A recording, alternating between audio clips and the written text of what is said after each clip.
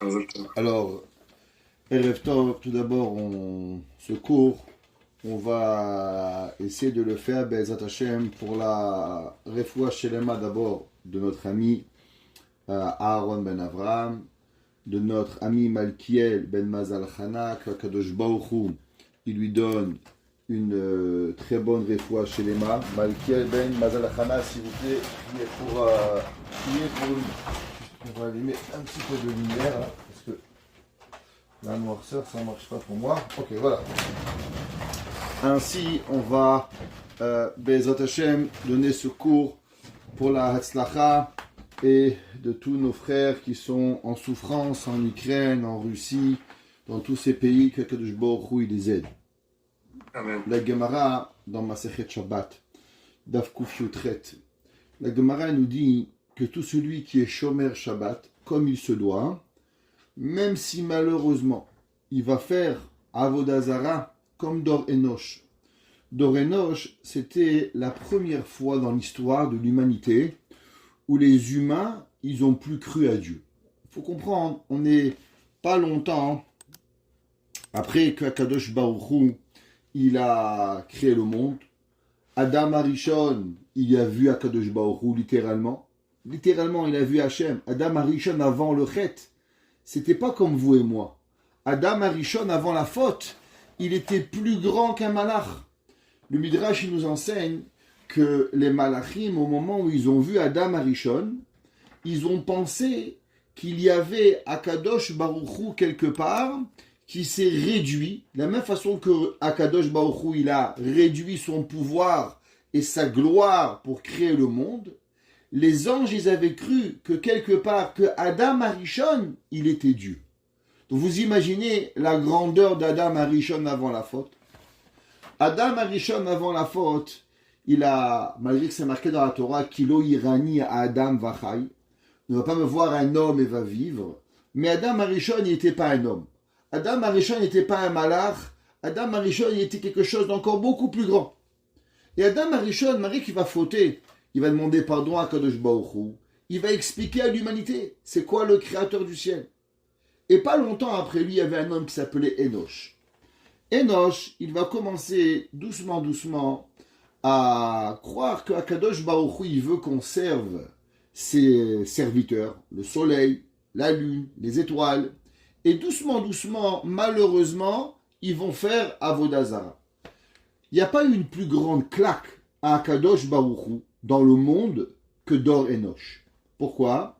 Parce que si vous et moi, Barminan, on fait Avodah Zara, on va dire après 5782 ans, 1953 ans qu'on est perdu dans la terre, c'est encore un miracle qu'on est juif, littéralement. C'est encore un miracle aujourd'hui qu'on croit à Kadosh Baruch Hu, comme vous le savez. Mais Dor Enoch, ils avaient carrément vu Kadosh Baruch Hu. Et ils ont blasphémé Kadosh Baruch Hu. Ça veut dire que si on parlerait de fâcher Dieu, il n'y a pas un autre moment dans l'histoire qui a fâché Kadosh Baruch Hu comme Dor Enoch. Et pourtant la Gemara dit Kol hashomer Shabbat keilchato, tout celui qui garde le Shabbat comme il se doit, mochalim lo kol avodotav. On lui pardonne tous ses averot. Hassai Chachamim nous disent, vous savez, on est à la veille d'une guerre mondiale, on est à la veille d'une guerre atomique, c'est pas moi qui le dis, c'est tous les médias. Monsieur Poutine, il a menacé de bombarder l'Europe à coups de missiles nucléaires. Et là, on se pose tous une question. Comment on veut s'en sortir? Comment on va s'en sortir de tout cela? Alors, vous pouvez croire que vous allez rentrer dans un bunker, vous pouvez croire que vous allez faire A, B, C, D, mais croyez-moi, il n'y a rien qui va nous sauver. La seule chose qui va nous sauver, la Gemara dit Kol hashomer Shabbat keilchato.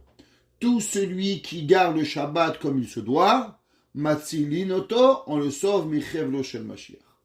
Ça veut dire quoi? Faire le Shabbat. Le Mishnah Bura, il ramène dans la Hagdama, dans la préface du Sefer HaCharedim, et il dit, comme tout dans la vie, si vous voulez avoir un permis de conduire, vous devez passer, vous savez conduire, vous devez avoir un permis de conduire, il faut passer le code. Après, au Canada, il y a un premier examen, Vous avez une licence, après vous avez 1 an d'apprentissage, et après vous pouvez conduire, et après encore pendant 2 ans, vous avez un demi-permis de conduire, jusqu'à que vous allez en Amérique, vous êtes apprenti conducteur jusqu'à 21 ans. Il y a certains États qu'à partir de minuit, vous ne pouvez même pas conduire jusqu'à l'âge de 21 ans. Vous n'êtes pas encore un chauffeur agréé. Shabbat, il y a 39 melachot. Dans les 39 melachot, il y a 1550 dérivés. Entre les melachot des Oraita, entre les melachot des Rabbanan, entre les dérivés de la Torah, entre les dérivés des Rabbanan, entre les knas que Chachamim ils ont interdits et tous les isurim des Rabbanan. Comment un homme il se lève un jour et dit moi je suis shomer Shabbat. C'est bien, tu fais un effort. Chaque chose, Dieu préserve. Un homme il fume 4 cigarettes par jour. Shabbat il en fume 2. Il s'arrête de fumer 2 pour Hachem, mais ça doit fumer. Mais Borelem va le récompenser. J'ai pas dit que c'est permis de fumer 2 cigarettes, j'ai jamais dit ça. J'ai un homme qui fait le moindre effort pour Hachem, Akadosh Baruch Hu, il va récompenser. Mais est-ce que parce que je fais un effort, je m'appelle être Shomer Shabbat? Un homme il dit, moi je sais bien conduire, j'ai conduit du karting. Est-ce que je peux conduire une voiture, mon fils?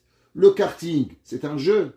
La voiture, ça vaut $50,000. Il y a des personnes qui traversent, il y a des enfants, tu vas les tuer. Tu dis, mais papa, mais tu sais, j'ai bien roulé avec ma voiture électrique. Mon fils, c'est pas pareil. Chaque effort, Akadosh Baruch Hu, il paye.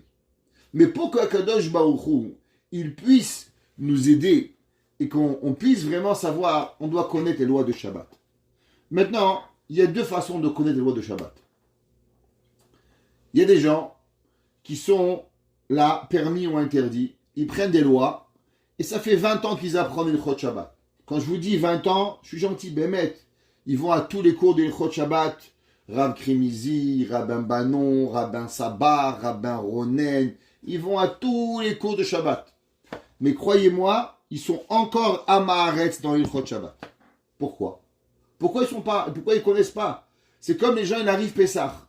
Chaque année, les mêmes pères m'appellent. Rav Krimizi, comment on cachérise le four?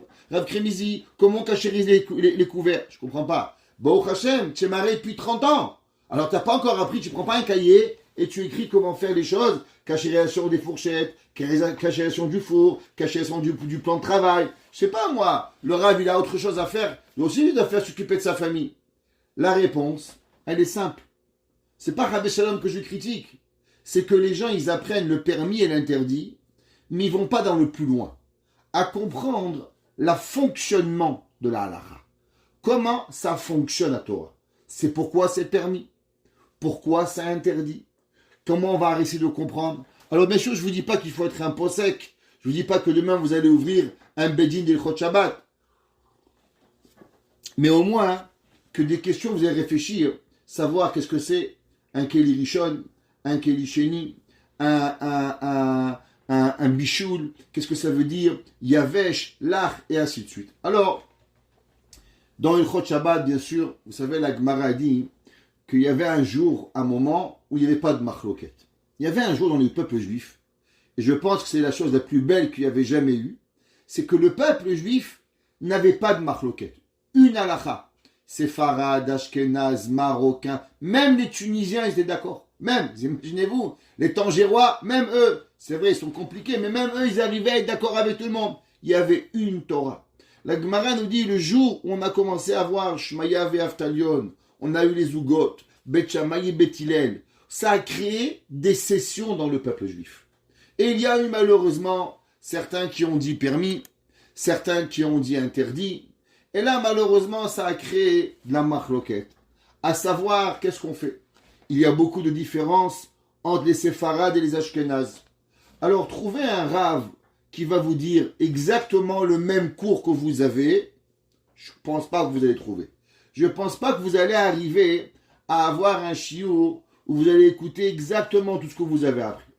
Principalement, dans le cours qu'on va essayer de faire, plus que de vous dire permis ou interdit, droit ou pas le droit, on va essayer de vous apprendre des concepts. De façon à ce que ces concepts-là, ils vont vous rester pour tous les cours où vous allez apprendre. Bezat Hashem, si un jour on décide d'arrêter ou vous d'arrêter, de partir en Israël, vous allez avoir des concepts qui vont être avec vous pour la vie entière. Et c'est ça le plus important. Le plus important, il y a un proverbe qui dit en français, À un enfant, tu lui donnes du poisson.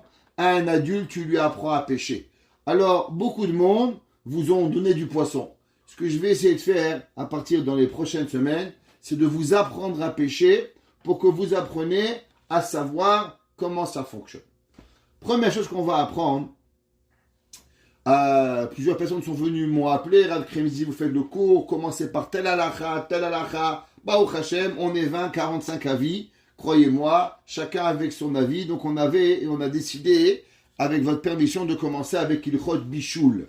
Pourquoi on commence avec Ilchot Bishul? Parce que dans les lois de Bishul, il y a beaucoup de concepts qui vont nous être donnés, et Bezrat Hashem, après qu'on aura fini Bishul, avec le temps que ça va prendre, alors on continuera dans d'autres halachot et on ira dans Amiral et Akum, avec parler tout ce qu'on a le droit et pas le droit de demander à un goy durant Shabbat. Et on va voir que dans Bishul même, il y a aussi énormément de Amiral et Akum qui va venir. Première halakha qu'il faut savoir dans Ilchot Bishul. Bishul, ça veut dire cuire. Ça veut dire quoi, cuire? Cuire, c'est, bien sûr, on va apprendre à combien de degrés, Yad Solededbo.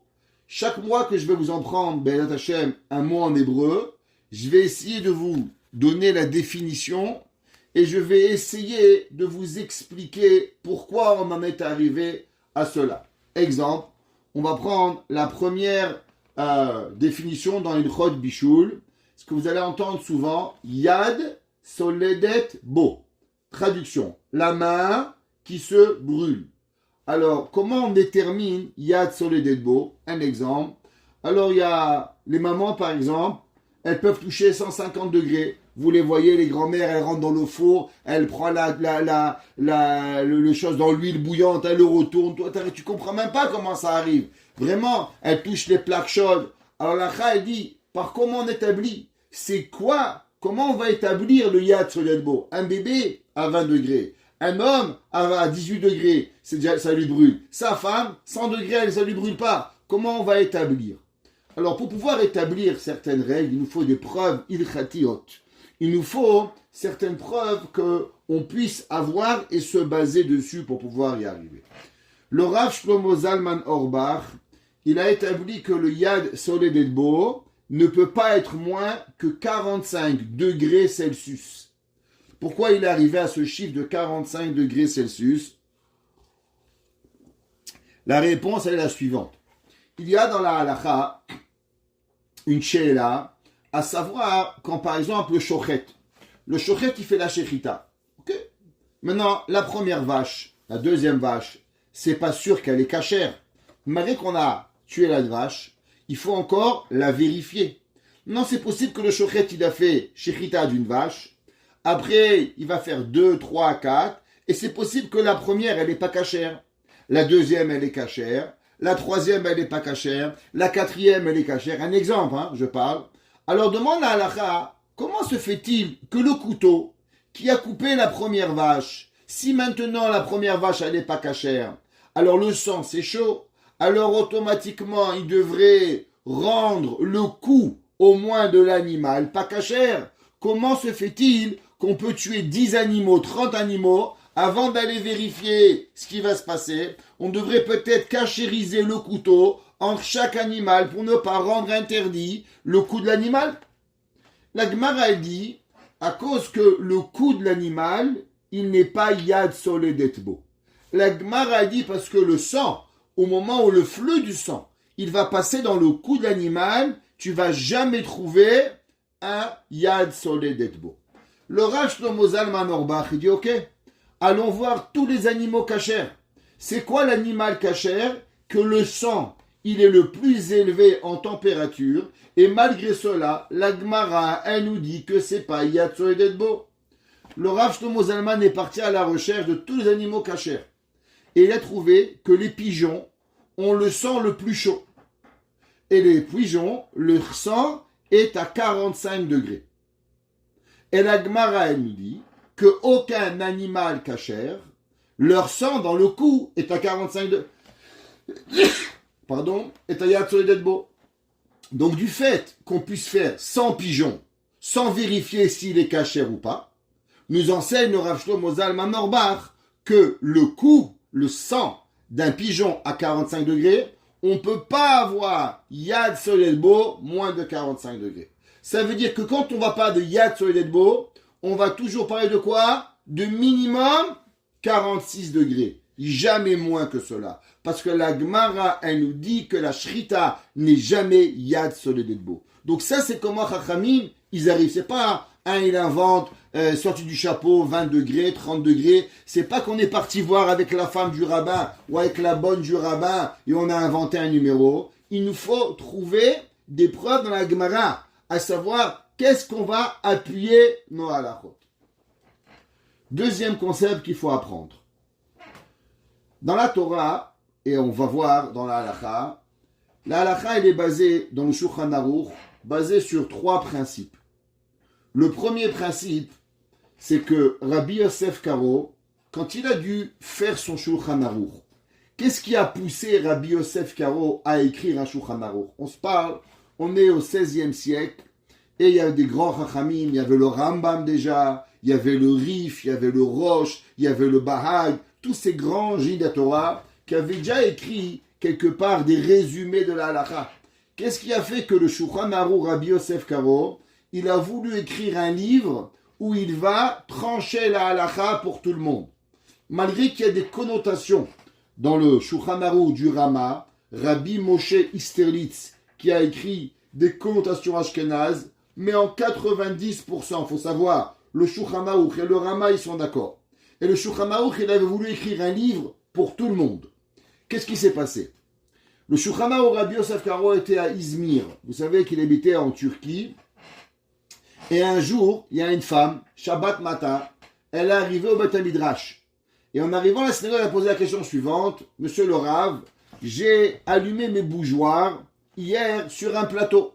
Et ils étaient sur la table. Vous savez qu'il y a une coutume qui est bien que, si on n'a pas des petits-enfants bien sûr, de laisser les bougies de Shabbat sur la table. Pourquoi il faut laisser de préférence les bougies de Shabbat sur la table? Vous savez que la Gemara nous enseigne à plusieurs endroits que quand un homme il marche vite, alors automatiquement on lui enlève 1/500e de sa vision. Chaque fois qu'un homme il fait des grands pas, un homme ou une femme, il perd sa vision. La Gemara dit comment on peut récupérer la vision qu'on a perdue? La Gemara dit au moment où vous faites le kiddush et vous dites Baruch Ata Hashem Boré Periagefen, vous regardez le reflet des nérot de Shabbat dans votre cosse de vin, alors le reflet de la lumière, il vous redonne à vos yeux le 1/500e que vous avez perdu. Donc si vous avez les nérot par derrière, alors automatiquement vous n'allez pas le voir. C'est pour ça qu'il y en a qui ont la coutume de mettre les nérot sur la table, de façon à rajouter, et pour pouvoir voir le verre, le reflet des nérot dans le vin vendredi soir, pour récupérer. Maintenant, ces nérotes-là, elles sont un grand problème. Pourquoi elles sont un problème? Parce que, imaginez-vous, maintenant, les nérotes vont s'éteindre. Les enfants, Baruch Hashem, qu'est-ce qui se passe tous les vendredis soirs? Le coca, il se renverse, le vin, il se renverse. Ça vous rappelle quelque chose, oui? Baruch Hashem, tout le monde, la soupe qui se renverse. Baruch Hashem, Shabbat, vendredi soir, ça finit. Vous avez une tchouk-tchouka sur la nappe. La maman, elle veut... Quoi, monsieur Kenzi, vous croyez que vous étiez le seul ou quoi? Alors, non, vous n'êtes pas le seul, vous inquiétez pas. Alors, la maman, elle veut enlever la nappe. Pour enlever la nappe, elle va enlever le plateau. Maintenant, le plateau, il s'appelle Bassis les Davar à Assour. Rappelez-vous de ça. C'est quoi Bassis? Les nérotes, elles sont mouktsé. Pourquoi elles sont mouktsé? Parce qu'au moment où on a fait rentrer Shabbat, les bougeoirs étaient interdits d'être touchés. Donc, automatiquement, toute chose qui n'est pas permis de toucher, quand je dis toucher, je dis bien déplacer à l'entrée de Shabbat, il devient mouktsé tout Shabbat. Maintenant, le plateau qui est en dessous, il est un support pour les bougeoirs. Cette femme, elle est arrivée au Beth Midrash, elle a demandé, Rabbi, qu'est-ce qui se passe si maintenant j'ai mis les bougeoirs sur un plateau? Et maintenant, Shabbat matin, je veux déplacer mon plateau. Est-ce que je peux enlever mon plateau? Il y avait 3 rabbins, 5 avis. Le Shulchan Aruch a dit, je ne comprends pas.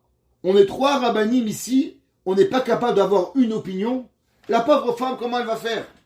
Alors le Shulchan Aruch, il a décidé que ça devenait trop compliqué pour les Juifs de devoir s'en sortir avec tellement d'opinions qu'il allait écrire une œuvre qui allait servir pour tout le monde de référence ilkhatite. Et c'est de là que Rabbi Yosef Karo, il va passer 15 ans de sa vie à écrire le Shulchan Aruch, pour que vous et moi, on a une notion ilkhatite. Vous savez que le Shulchan Aruch, le premier volume du Shulchan Aruch qui a été imprimé dans la vie du Beth Yosef, il était imprimé en Italie, était un petit volume, comme ça là, où tout le monde devait l'étudier tout le temps, pendant 30 jours. Et on devait faire révision du Shulchan Aruch à tous les moments, de façon à connaître les lois à 100% pour tous les Juifs. Le Shulchan Aruch, c'est pas une option, c'est le minimum de la vie d'un Juif. Si on ne connaît pas le Shulchan Aruch, on n'est pas Juif. Mais là, on est Juif, bon, mais qu'est-ce qu'on connaît? C'est comme un gars, il conduit une mobilette, il veut conduire une Formule 1. C'est pas possible. Tu es une mobilette, tu ne conduis pas une Formule 1.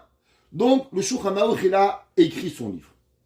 Dans son livre, il va se servir, c'est très important de comprendre, qu'il y avait énormément de discussions déjà à l'époque. Il va se servir de 3 grands rabbanim pour pouvoir écrire son Shulchan Aruch. Les 3 rabbanim qui s'est servi sont le Rambam, le Rif, Rabbeinu Yitzhak El-Fassi, et le Rosh.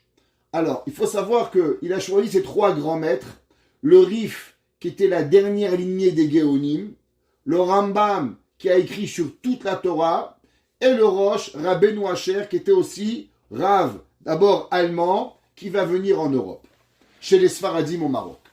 Ça a créé, cette façon d'écrire le Shulchan Aruch, une grande polémique. Pourquoi ça a créé une polémique?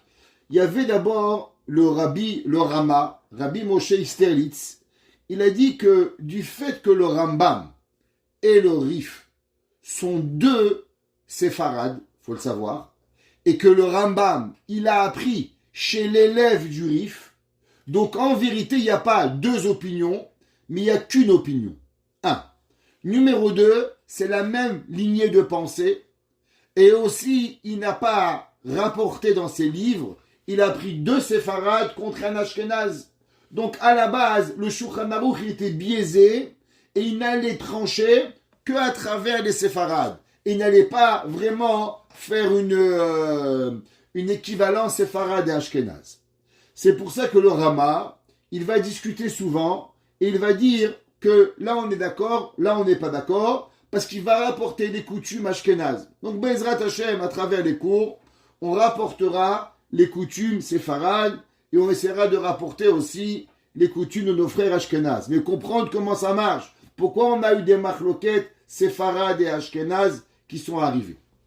Autre concept qu'il faut apprendre, on va apprendre une règle. Chaque fois qu'il y a dans la halakha un safek, quand il y a un doute dans la halakha, par exemple, un il dit permis, un il dit interdit. Comment on tranche la halakha? Comment on fait permis ou interdit? Comme ça on lève au sol, on prend un chapeau, on met permis, interdit, on lève, ah c'est permis, ah c'est interdit. Comment on fonctionne? C'est quoi? Alors pour ça d'abord il y a certaines règles. Quand ça vient des règles de la Mishnah ou de la Gemara, alors il faut savoir qu'il y a des préconisations de halachot avec quoi on doit trancher. Par exemple, on va prendre Rabbi Meir et Rabbi Yehuda, généralement à 95%, halacha comme Rabbi Yehuda contre Rabbi Meir. Malgré que Rabbi Meir Balanès était un grand maître halacha, mais la Gemara a dit que Chachamim n'ont pas compris les enseignements de Rabbi Meir. Donc quand il va y avoir une machloquette, Rabbi Meir, Rabbi Yehuda, généralement halacha comme Rabbi Yehuda. Donc la suite, elle va être permis ou interdit comme Rabbi Yehuda.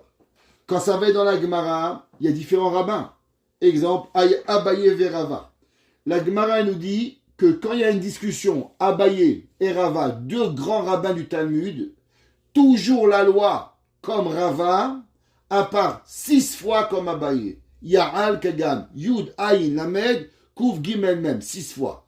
La Gemara nous dit toujours Abaye et Rava, halacha comme Rava, à part dans Ya'al Kagam. Donc c'est pour ça que dans la halacha, avant de dire permis ou interdit, d'abord il faut savoir est-ce que c'est une halacha, une machloquette dans la Mishnah, une machloquette dans la Gemara, et après, est-ce que c'est une machloquette dans les commentateurs de la Gemara? Souvent, par la suite, on a eu des machloktot à savoir comment expliquer la Gemara. Alors, qu'est-ce qu'on va faire?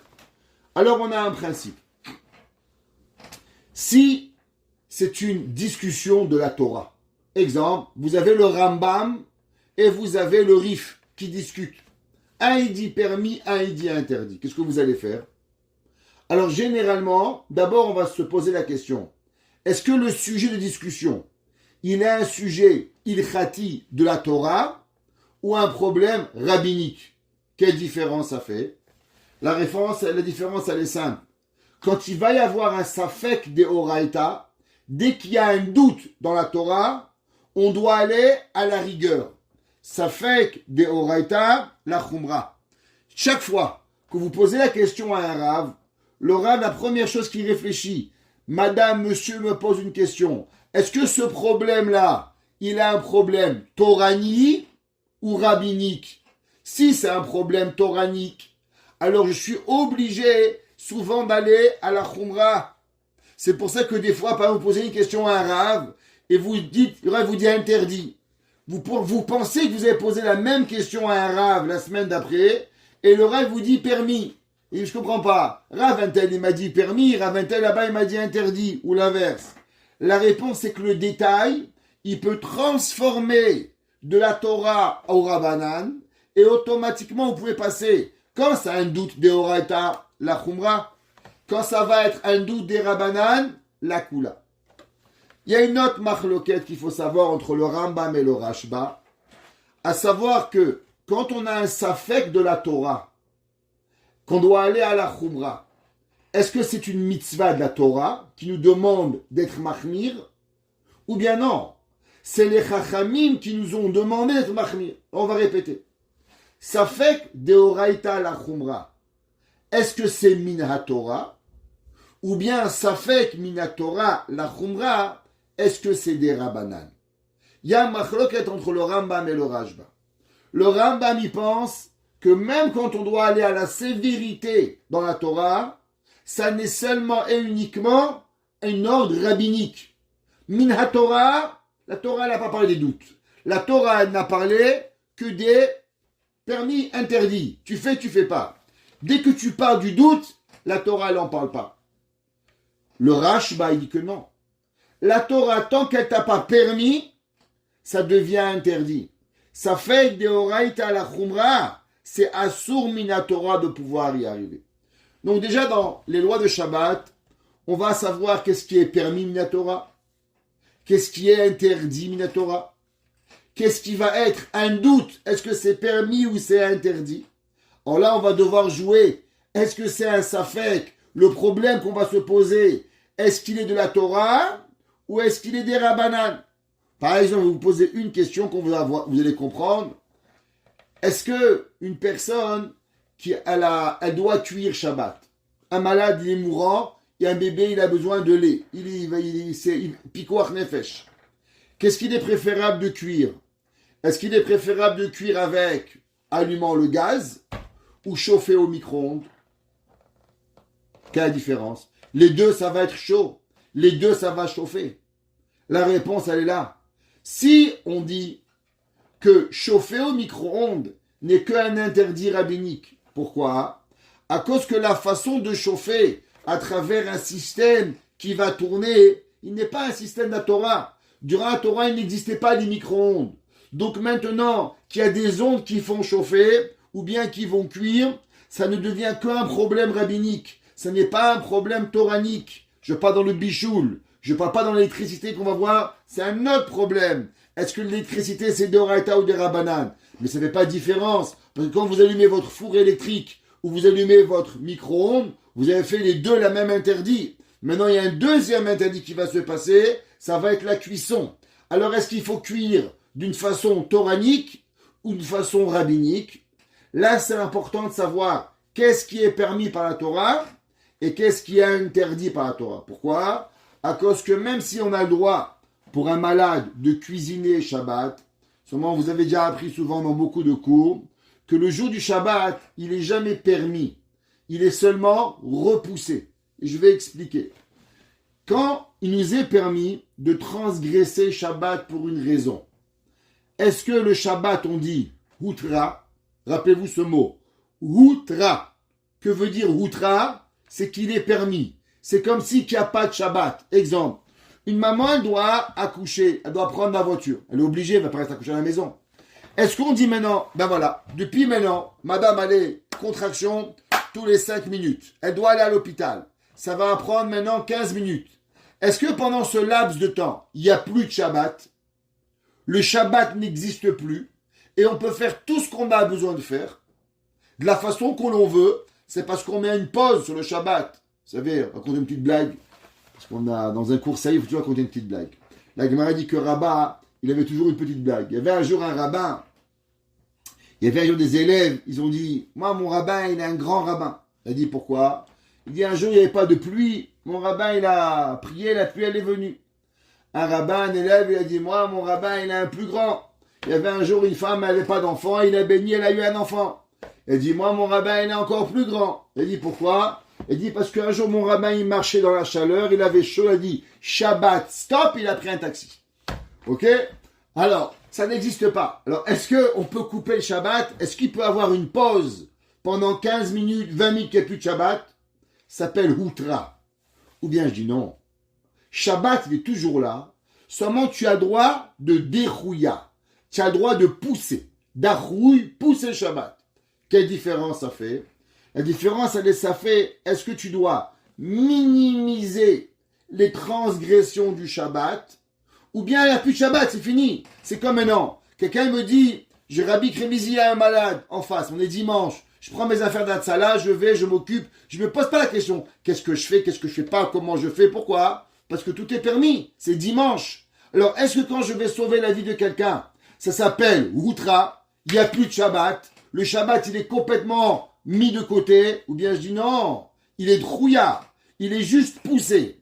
Donc, puisque tu pousses le Shabbat, alors il faut savoir pousser le Shabbat dans le minimal possible et pas dans le maximum possible. Exemple, tiens, à cuire avec un micro-ondes ou à cuire avec un gaz, la halakha, elle va être de cuire avec le micro-ondes. Bien sûr, si c'est possible, et ça va prendre plus de temps. Pourquoi? À cause que le micro-ondes, il est des rabanan. Tandis que cuire avec du gaz ou du feu, c'est des oraita. Donc on doit savoir dans les melachot de Shabbat, qu'est-ce qui est de la Torah et qu'est-ce qui est des rabanan.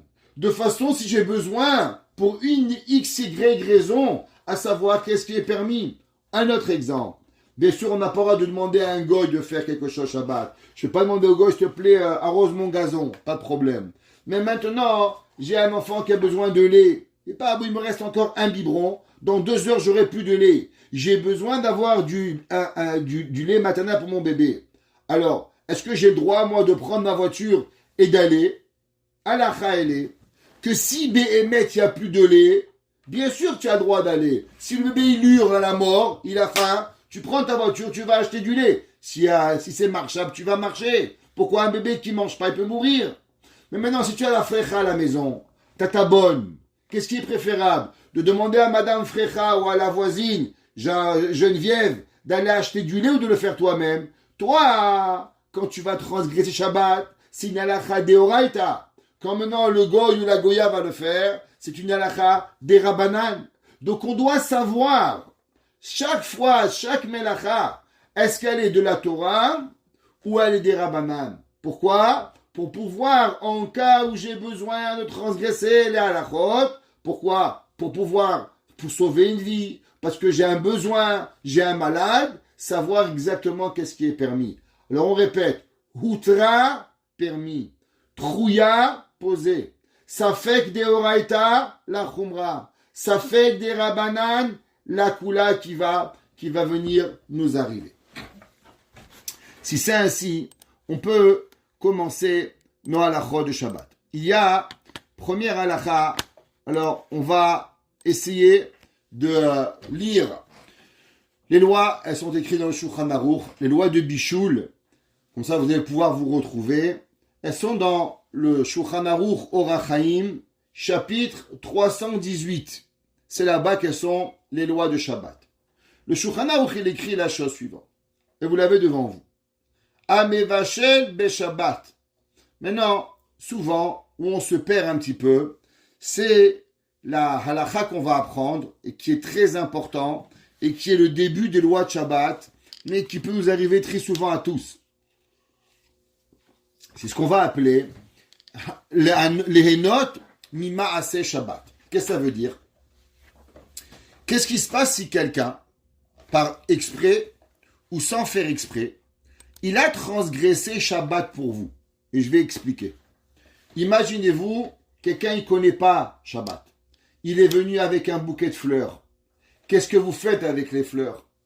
Quelqu'un, il ne connaissait pas la loi de Shabbat. Par exemple, vous recevez la famille.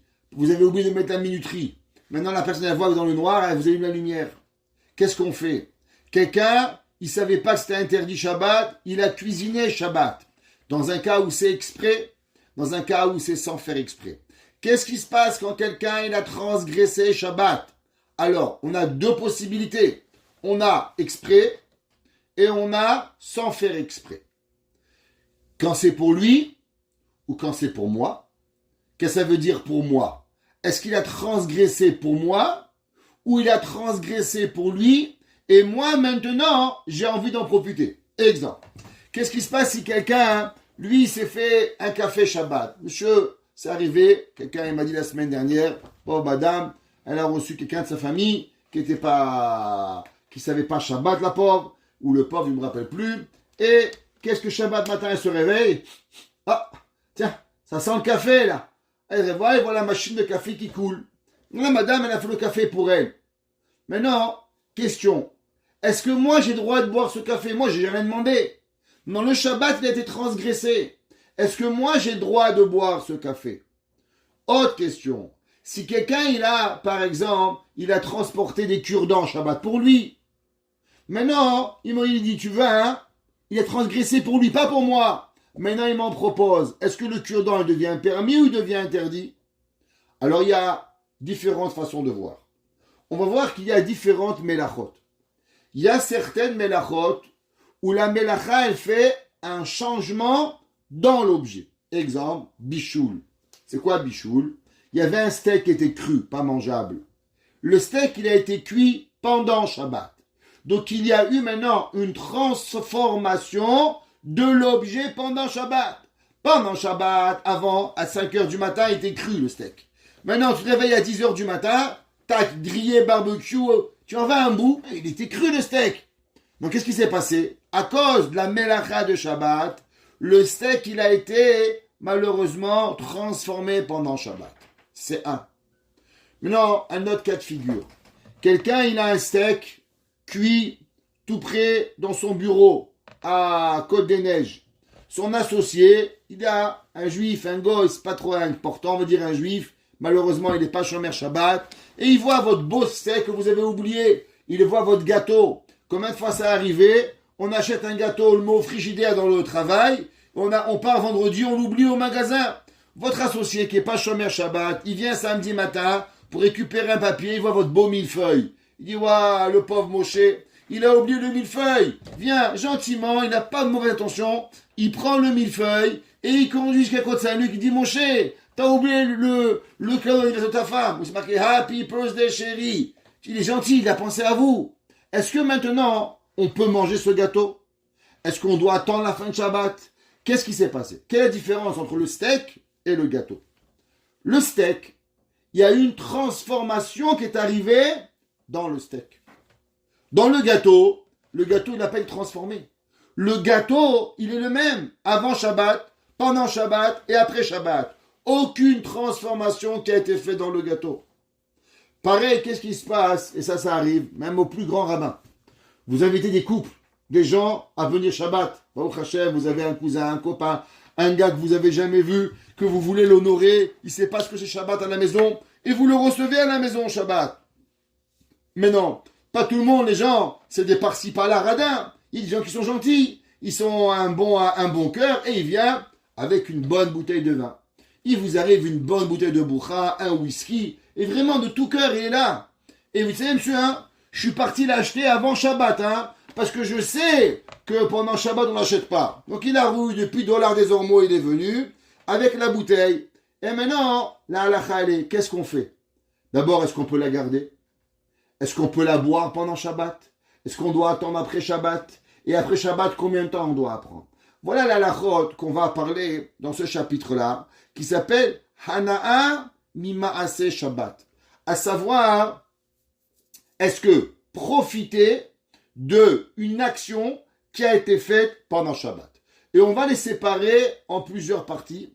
D'abord, est-ce qu'il y a eu une transformation dans l'objet, ou il n'y a pas eu de transformation dans l'objet, il y a seulement une action qui a été transgressée pour pouvoir avoir l'objet. Mais par exemple, on va prendre le cas du gâteau. Le gâteau, le millefeuille était sur le frigidaire avant, il n'a rien fait. Il y a eu le chilul Shabbat, n'a rien à voir avec le gâteau. Le gâteau était avant Shabbat et le gâteau est le même pendant Shabbat. Il n'a rien rajouté. Le seul problème, c'est qu'il a manqué la distance pour pouvoir apporter ce gâteau-là. Alors, est-ce qu'il est permis ou il va être interdit?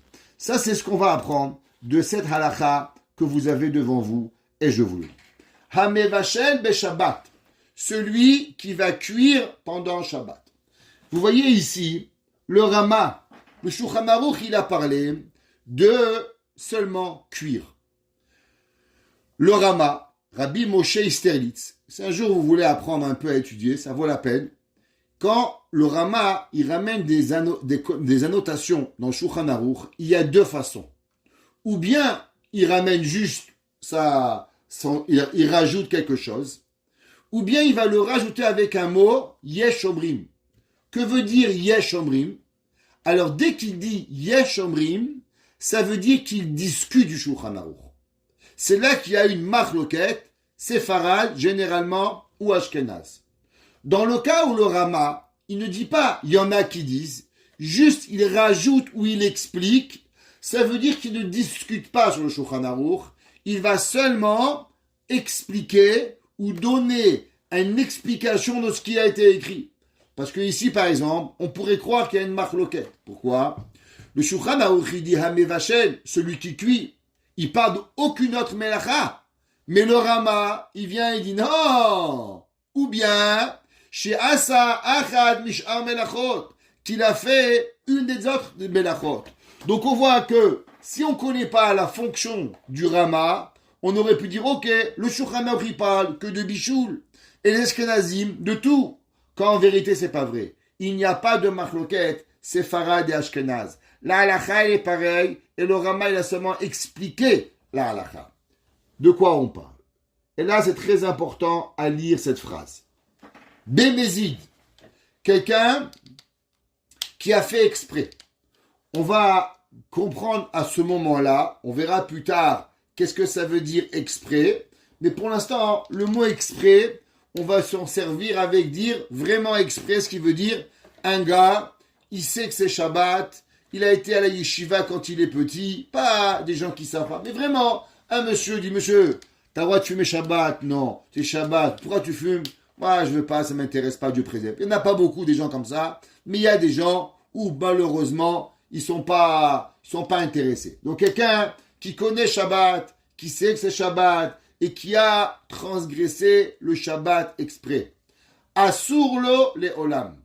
Il est interdit à cette personne de manger cet aliment pour toute sa vie. Vous allez me dire, Rabbi, mais s'il a cuisiné Shabbat, qu'est-ce qu'on s'en fout? Il va écouter les rabbins? La réponse, elle est, qu'est-ce qui se passe si quelqu'un il a cuisiné Shabbat? Ok? Il a mis au micro-ondes, il a mis au congélateur. Exemple, il s'est fait 50 boulettes tunisiennes. Pendant Shabbat, il a fait les boulettes. Bon, le pauvre, il n'est pas là. Dimanche, il a écouté un cours de rabbin Citruc. Il a écouté un chiour de je sais pas qui. Il a fait tchouva maintenant. Et bon, Hachem, lundi, mardi, mercredi, il arrive maintenant vendredi et il veut manger ses boulettes. Il dit, c'est pas grave, j'ai les boulettes de la semaine dernière. Et maintenant, il y vient une question en tête. Waouh! Mais les boulettes que j'ai fait dans mon congélateur, elles ont été faites pendant Shabbat dernier. Est-ce que maintenant je peux les manger pour le prochain Shabbat? Ou bien pour le vendredi? Maintenant il veut venir Shomer Shabbat. Maintenant il veut faire Teshuvah. Dit le Shulchan Aruch Bemezid Asur lo le'olam. une personne, si elle a transgressé Shabbat, elle a cuit durant Shabbat, ce qu'elle a cuisiné lui devient interdit. Qu'elle fait tchouva, pas tchouva, qu'elle est devenue Rabbi Meir Balanes s'il faut, ou Rabbi Akiba, c'est pas important. Elle a plus le droit de manger ses boulettes. Bien sûr, c'est possible qu'elle va pas nous poser la question, mais si elle nous la pose, ça devient interdit. Oula Acherim. Maintenant, qu'est-ce qui se passe pour les autres?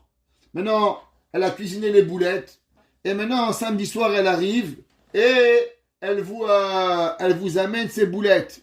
Permis ou interdit? Dit le Shulchan Aruch, ul achirim mutar lemotze Shabbat miyad. Le Shulchan Aruch, il dit que vous avez le droit de manger les boulettes après Shabbat tout de suite. Vous allez voir qu'on va parler plus tard d'une halakha qui s'appelle Bichdei Sheyasu. Que veut dire Bichdei Sheyasu?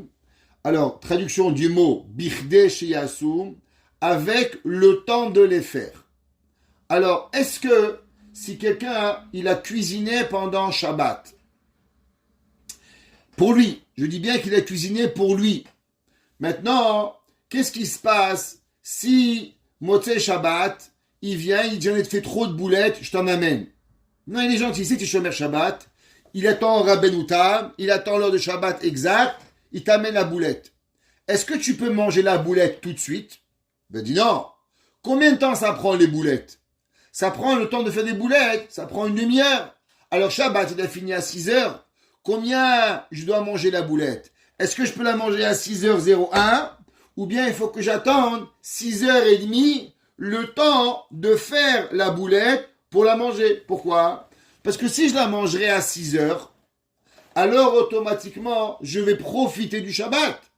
Parce que maintenant, à 6h, je ne serai pas capable de pouvoir manger cette boulette. Donc ça veut dire qu'en mangeant à 6h, alors je profite du Shabbat. Ou bien je dis non, que Chachamim, ils ont interdit seulement Shabbat, mais si maintenant il y a à la fin de Shabbat, on a le droit. Regardez la question, on va voir quelle est la halakha. Mais vous voyez que le Shulchan Aruch, qu'est-ce qu'il a dit? Il a dit mutar lemotzei Shabbat miyad. Que veut dire le mot miyad? Pourquoi le Shulchan Aruch a dit miyad? On va voir que les poskim halachiques qui vont dire que malgré que quand un goy il a fait quelque chose pour un juif, on est chayav de bichdei sheyasu. On n'a pas le droit de profiter de l'action avant que le temps il ait été fait. Mais quand c'est un juif qui a fait, c'est pas pareil. Gardez la question, on va la voir dans 2 minutes plus tard. Ou Shogeg. Maintenant, qu'est-ce qui se passe quand quelqu'un il a été Shogeg? Alors pour l'instant, on va dire c'est quoi Shogeg. On va donner 2 cas de figure et on en verra par la suite un 3e et un 4e. Le mot Shogeg, ça veut dire ou bien qu'il ne savait pas qu'on n'avait pas le droit. Par exemple, lui il croyait que cuire, c'était allumer le feu. Mais s'il allumait le feu avant Shabbat, il n'y avait pas de cuir. Moi je me rappelle, on avait un ami, un voisin à nous, qui habitait chez mes parents. La première fois qu'il arrivait chez mes parents, c'était à Pessah. Alors durant Pessah, il arrive, et il fumait à l'époque, il passait à plus de 30-35 ans, c'est en 83, 85, presque, je me rappelle. Alors mon père dit attention, on n'a pas le droit de fumer, d'allumer le feu. Il faut une bougie. Alors je lui ai amené une bougie, il a allumé la cigarette de la bougie. Le lendemain il revient, c'était encore Pessah. Baruch Hashem, il rallume la cigarette. Une semaine après, mes parents le invitent chez Vichel Pessah, encore la bougie, on l'invite. Après, on invite Shmini Shel Petzach, on allume la bougie. On l'invite 7 semaines plus tard, Shavuot.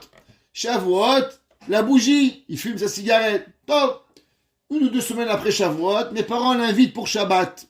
Alors, il arrive Shabbat, il finit le repas et me dit, Israël Meir, amène-moi la bougie.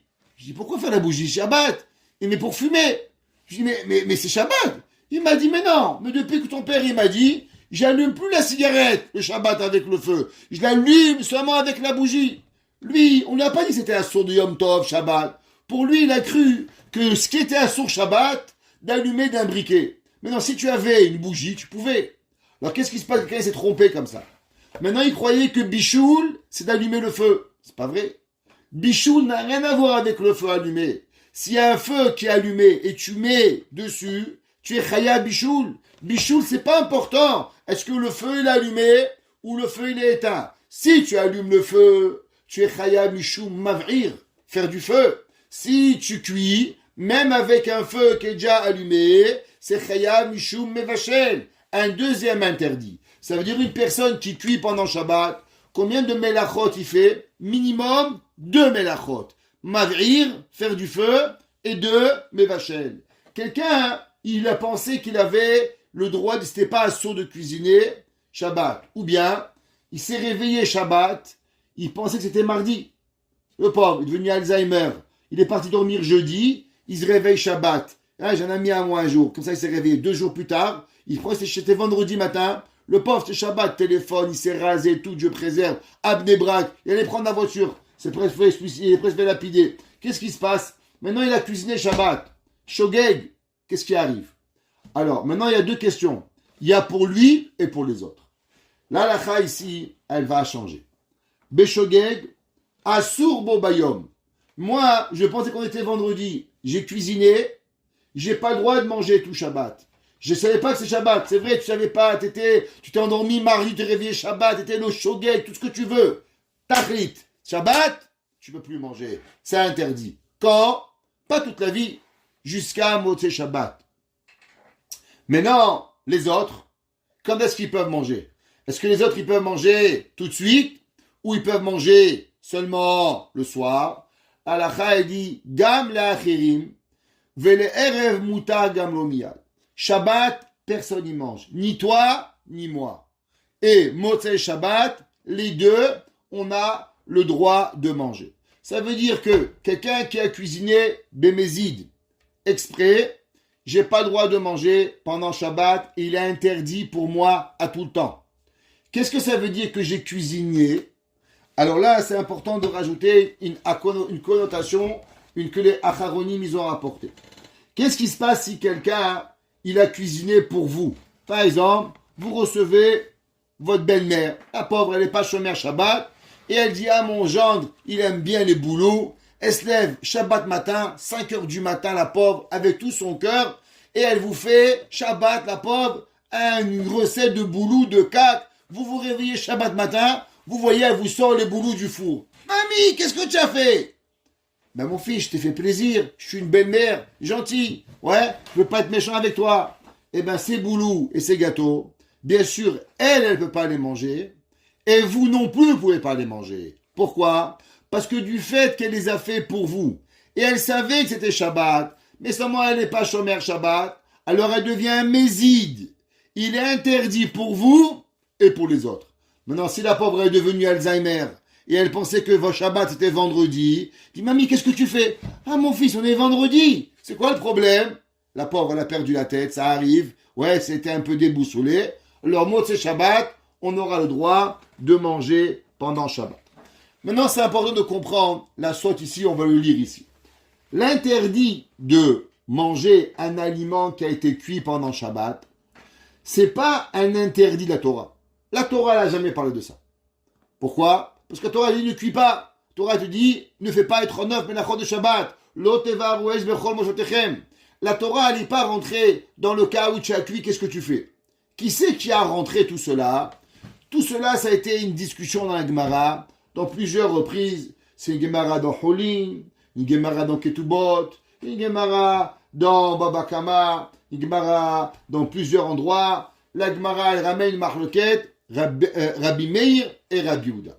La halakha, elle est principalement d'après le Beth Yosef, malgré qu'il y a une discussion. Est-ce que, comme tu en es possèque, alors je vous ai déjà dit au début du cours, que quand il y a une marloquette Rabbi Meir et Rabbi Yehuda, la halakha, elle est comme qui? Rabbi Yehuda, pas comme Rabbi Meir. La halakha, vous voyez dans le Shulchan Aruch ici, elle est exactement comme l'opinion de Rabbi Yehuda. Rabbi Meir, il n'est pas comme ça. Le Shulchan Aruch, Rabbi Yosef Karo, il dit, mais quand il y a une discussion Rabbi Meir et Rabbi Yehuda, halakha, elle est comme Rabbi Yehuda et pas comme Rabbi Meir. Qu'est-ce que Rabbi Meir il dit ici? Gardez en 2 secondes, je vais lire la halakha, je vais vous le dire pourquoi parce que ça va changer une donne. Alors, la halakha, elle est comme ça. Amevashel beshabbat davar she'eno mevushal. Celui qui a cuit pendant Shabbat quelque chose qui n'était pas cuit. Kansu chachamim. Qui c'est qui a interdit de manger? C'est un knas. C'est quoi un knas? Chachamim, ils ont dit, si tu vas manger, alors malheureusement, on a peur que l'année prochaine, ou le Shabbat, après tu vas répéter. Pour s'assurer que tu vas jamais profiter, alors on t'interdit de manger. C'est un knas. Rappelez-vous, encore un concept. Il y a ce qu'on va appeler des issourés des rabbanan, des interdits rabbiniques. C'est quoi un interdit rabbinique? Généralement, un interdit rabbinique, c'est une gézéra. C'est quoi une gézéra? Par exemple, prenons un exemple. Pour porter Shabbat, qu'est-ce qu'il faut pour transgresser la loi de Shabbat de porter? Il y a besoin d'avoir 3 principes. Un principe qui s'appelle Akira, faut lever l'objet. Deuxième, passer de privé à public et le poser. Maintenant, qu'est-ce qui se passe si quelqu'un n'a fait que un? Il n'a que 1000 objets dehors et c'est vous qui l'avez posé. Il devient interdit rabbinique, pas minatora. Pourquoi? Parce que vous avez fait que Akira et pas Anacha, ou Anacha et pas Akira. Vous avez fait une demi de la Melacha. Chachamim disent non. Tu sais que tu fais Akira sans Anacha ou Anacha sans Akira, ça devient interdit. Pourquoi? Parce que Chachamim, ils ont dit qu'on a eu peur que si tu vas faire Akira sans Anacha, tu vas arriver à faire Akira et Anacha. Donc, généralement, les interdits rabbiniques, c'est quand tu commences la Melacha, on a mis une barrière. On t'a repoussé de la Melacha. On t'a éloigné. C'est comme un parapet. Quand vous êtes en autoroute, à part en France, j'ai jamais compris, quand vous montez dans les Alpes, vous montez comme ça des pentes à 32 degrés, il y a le virage, il n'y a même pas une barrière. Ils ne sont pas normaux, ces gens-là. Généralement, au Canada, les pays normaux, quand il y a une montée, on met un rempart pour protéger que tu ne tombes pas dans la montagne. Mais les gens normaux, c'est comme ça. Ouais. Alors, qu'est-ce qui se passe? Généralement, Chachamim, c'est un guéder. Quand tu commences à toucher la Melacha, Chachamim, ils font un Issour des Rabbanan. Mais il y a encore un autre concept. C'est pas le Gezerah des Rabbanan. Ça s'appelle Knas. C'est intéressant, c'est différent. C'est quoi Knas? Knas, c'est une punition que les Chachamim t'ont donnée. Du fait qu'il y a eu un interdit de Shabbat, rien à voir avec toi. Toi, t'as rien fait. C'est l'autre qui a fait. Le gars, il a cuisiné Shabbat. Quel rapport avec moi? J'ai ni touché le four, ni rien. Non, il y a un steak. Pourquoi je peux pas le manger? La halakha, elle est, Chachamim, ils sont konsim. À partir du moment où il y a eu un interdit Shabbat, Chachamim, ils veulent pas que tu sois aucun profit du Shabbat. Zéro. Malgré que j'ai rien transgressé Shabbat. Ni de peu, ni de loin. Ça s'appelle un knas Chachamim. Ve'asru le'echol et oto atavshil beShabbat. On peut pas le manger dans Shogeg ou dans Mézid. Et ce tavshil, ouais, il est un sourd de te manger, comme on a expliqué, à moi ou aux autres. Mais non, s'il a été fait pour les autres, c'est aussi un sourd. Après Shabbat, Imaya davar beshogeg, si t'es sans faire exprès, on a le droit de le manger à moi ou avec les autres. Non, s'il a été fait exprès, alors comme on a dit, ce manger devient interdit à la consommation pour la personne qui l'a fait à tout jamais. Et pour les autres, il devient permis. Maintenant, on a dit qu'il y avait une marloquette, Rabbi Meir et Rabbi Yehuda. C'est quoi la marloquette Rabbi Meir et Rabbi Yehuda? Je vais juste vous la lire parce que c'est important de la lire et vous allez comprendre parce qu'il y a un point. La Gemara a dit, des Rabbi Meir beshogeg mutar afilu bo bayom. Rabbi Meir, il est de l'opinion. Nous, on a dit, comme Rabbi Yehuda à la Khumra, que si quelqu'un, il a transgressé Shabbat sans faire exprès, l'aliment, il est interdit à la consommation le jour du Shabbat. Impossible. Le jour du Shabbat, tu vas jamais manger cet objet-là. Ça, c'est Rabbi Yehuda. Rabbi Meir, il n'est pas d'accord avec ça. Rabbi Meir, il dit que même le jour du Shabbat, il devient permis. Si quelqu'un, il a maintenant transgressé Shabbat sans faire exprès, et il a cuisiné, Rabbi Meir, il dit, c'est permis. Alors, maintenant, le Mishnah Berurah, il demande la question suivante. Le Mishnah Berurah, il dit, qu'est-ce qui se passe si quelqu'un, il a malheureusement cuisiné pendant Shabbat et il y a un certain besoin de consommer cet aliment. Est-ce que j'aurai le droit de le faire? Et je vois qu'il est tard et je vais arrêter dans 2 minutes. Il dit, la halakha, elle est comme ça. Comme je vous ai déjà expliqué, que le Shulchan Aruch, comme qui a fait la halakha, le Rosh, le Rambam et le Rif. Dans cette opinion-là, le Rosh, le Rambam et le Rif, les trois, ils sont de l'opinion qu'on est possèque comme le Rabbi Yehuda et pas comme Rabbi Meir. Ça veut dire qu'on n'aurait jamais le droit de manger l'aliment pendant Shabbat. Maintenant, regardez ici, le Gaon de Vina. Le Gaon de Vina, il a approuvé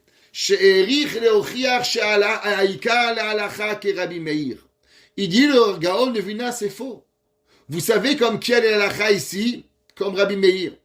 Une des preuves du Gaon, comme j'ai expliqué, du fait que c'est un dérabanan, et généralement quand c'est un doute, un marloquet dérabanan, comme qui on va à la coulante. Donc puisque maintenant c'est un safei dans les dérabanan, est-ce que c'est permis ou interdit? On devrait aller à la coula, on devrait permettre qu'un homme qui a cuisiné sans faire exprès pendant Shabbat, il ne devrait être permis d'être consommé pendant Shabbat. Et comme ça que Béhémet, le Gaon de Vina, il permet.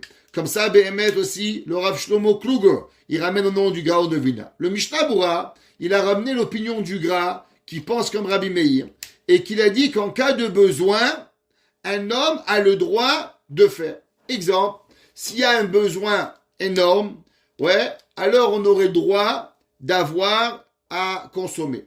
Le Rav Obadia Yosef, il est un peu sceptique sur cette halakha-là.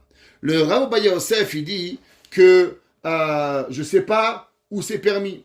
Il dit ici, Velo yadati minayin lo lomar ken bedat Shulchan Aruch. Il y a un livre qui s'appelle le Menuchat Ha'ava. Le Menuchat Ha'ava, c'est un Rav tunisien qui s'appelle le Rav Levi, la yeshiva de Kisser Hachamim.